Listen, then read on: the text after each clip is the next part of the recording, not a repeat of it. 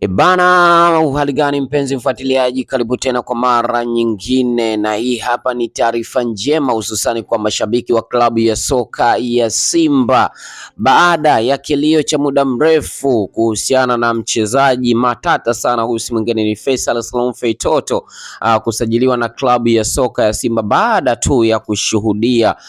jambo hili kuingiliwa na mzabuni Jairut ambaye aliweza kusema kwamba lazima atamsajili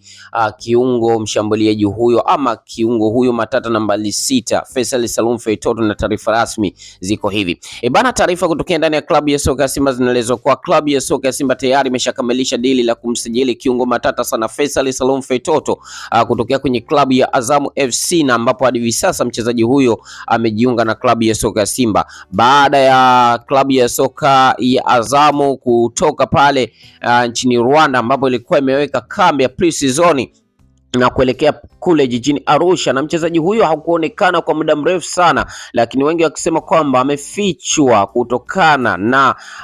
dili hili la Simba Sports Club. Hatimaye Simba Sports Club wameweza kutoka hapa jijini Dar es Salaam moja kwa moja na kuelekea kule jijini Arusha, na hatimaye wameweza kumalizana huko, na hadi hivi sasa muda wote kwanza hivi sasa atatambulishwa rasmi kwamba ni mchezaji halali wa klabu ya soka Simba. Nini hasa maoni yako kuhusiana na usajili huu? Funguka, lakini pia like na kushare video, subscribe, na hii ni Chuma Online TV.